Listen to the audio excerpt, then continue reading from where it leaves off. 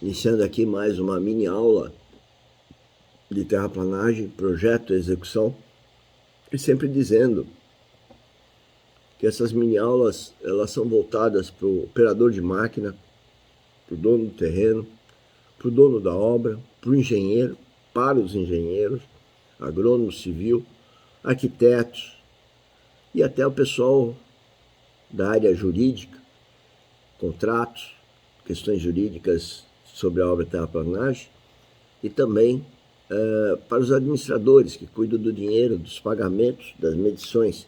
Então, a nossa mini aula, ela tem o objetivo de transformar 35 anos de experiência lidando com todos esses profissionais, nas diversas circunstâncias que nos surgiu ao longo desses 35 anos, e colocar aqui de uma forma gratuita, 10 minutos por dia, de segunda a segunda, de tal forma que os senhores possam compartilhar e atender e ajudar no trabalho de todo mundo envolvido com terraplanagem. Não é só técnico, mas todos, porque a abordagem nossa é do empreendedorismo, né? A partir do empreendedorismo, nós vamos orientar em cada um desses profissionais como podem, devem fazer, inclusive as boas práticas de engenharia geotécnica, que é para obras de terraplanagem, assim como as normas brasileiras envolvidas nesses trabalhos. Bom, hoje nós vamos falar de uma coisa extremamente...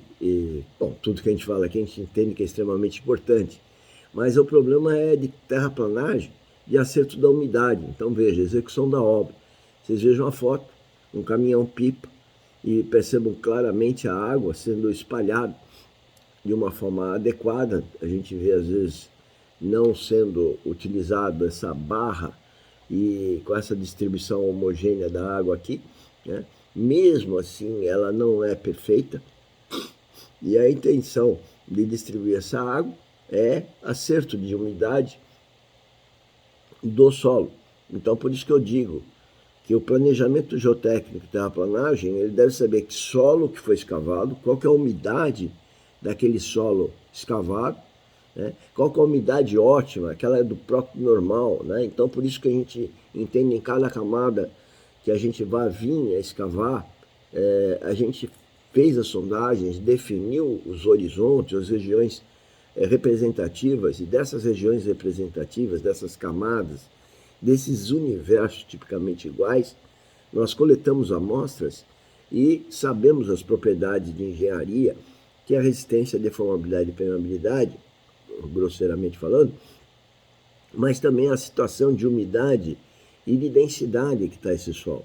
Para então poder tirar o melhor partido desse material que vai ser escavado na hora de fazer o aterro. E aqui nós estamos exatamente acertando a umidade para ter o solo na umidade próxima à umidade ótima, né? E poder ter a maior densificação desse solo, portanto ter as melhores propriedades de engenharia, né, desse solo, dessa construção. Eu costumo dizer que os solos são materiais de construção. Apesar que a cultura nossa é que concreto é material de construção, cimento aço, madeira, mas quando fala no solo, parece que o solo não é material de construção, mas é. Senão, eu diria que se não for o principal material de construção, porque é a base de toda a obra que vai vir com madeira, com aço, cimento, enfim, concreto.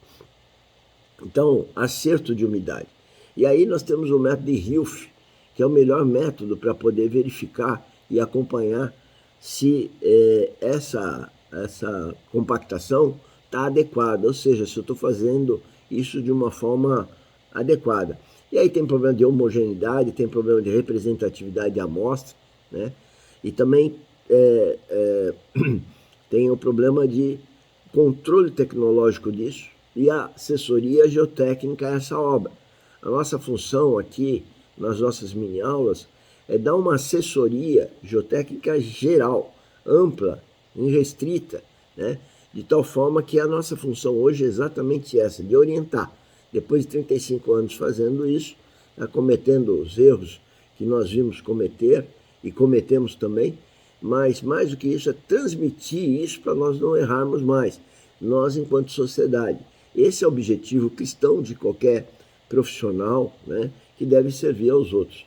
Então, seguindo aqui, a execução então dessa obra, né, controle tecnológico desse aterro, passa pela verificação da homogeneidade da camada, né? E essa verificação da homogeneidade, a uniformidade, né, da camada compactada, eu faço com um instrumento chamado DCP, que é esse instrumento que você está vendo aí. Você pode perceber que a camada está compactada, está lá os traços do rolo compactador, ali do lado do pé do homem, tá? E tem essa haste aí, que é o instrumento chamado DCP, né? Ele, através de uma pancadinha, você vai verificar o quanto penetrou essa haste no solo e a partir dela, então, você vai anotar esses índices de penetração e ver da uniformidade. Nada é perfeito, assim como esse método não é perfeito, mas é o melhor método, barato, simples, de colocar na mão de um homem no campo, um técnico, um auxiliar, e esse curso também é para esse técnico, né? Para ele entender o que ele está fazendo lá e poder, então, através desses índices de penetração, poder, então, estar liberando ou não a camada. Mas veja bem, eu falei liberando ou não, porque a primeira coisa a verificar é essa uniformidade, homogeneidade. Só eu tendo homogeneidade que eu tenho, então, que uma amostra coletada vai representar todo aquele universo. Então, na verdade, o que está se fazendo não é só um instrumento para verificar a homogeneidade para liberar. Não, é um instrumento para ver a homogeneidade, para poder considerar, então, a hora que eu coleto uma amostra, que ela represente todo aquele maciço de aterro que eu fiz. E isso não é só o índice aí de penetração que eu devo considerar, mas também o tipo de solo, se é uma argila, se é um silt, se ele é proveniente de um colúvio, um solo residual, e tudo isso afeta as suas propriedades de resistência, deformabilidade e permeabilidade. Tá? Aqui um outro gráfico mostrando já o ensaio de Hilf. Me perdoe. O ensaio de Hilf é um ensaio que você faz no campo, ele demora de meia hora a 45 minutos quando o técnico já está prático de fazer, e ele já vai dar, então, se aquela camada está na umidade próxima da ótima, quanto está fora da ótima, e também o grau de compactação daquele solo.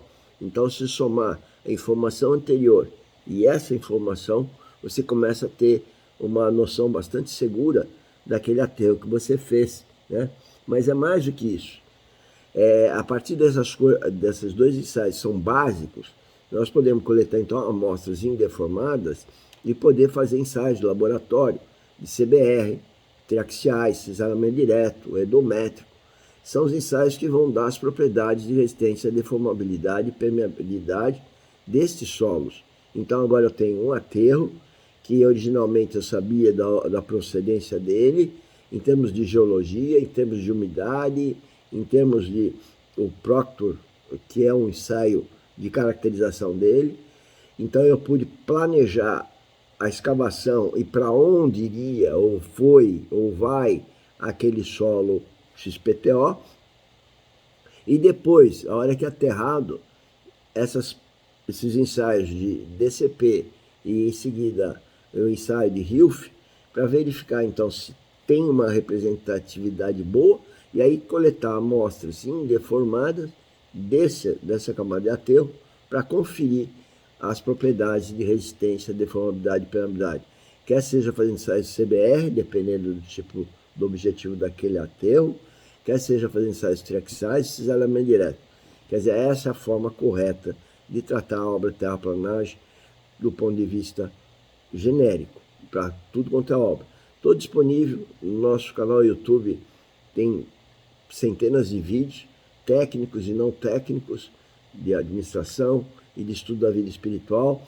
O nosso canal é Engenheiro Mauro Lozano, tudo junto, Lozano com Z, tá? Que é o canal oficial da Academia de Engenharia Geotécnica, todo dia das 16 às 17 estou disponível segundo o agendamento, para a gente tirar qualquer dúvida dos senhores. Compartilhe os nossos vídeos, o nosso projeto, e mais do que compartilhar, venha participar dos eventos, das atividades da academia, e lembrar, destacar mais uma vez, que primeiro link lá na descrição dos vídeos, você tem o link para o grupo do WhatsApp para agendar qualquer conversa, reunião conosco. Muito obrigado e vem trabalhar conosco, né? Queremos trabalhar com você. Vamos ter a comunhão nessas necessidades de terraplanagem ou empreendedorismo geotécnico. Vem comigo.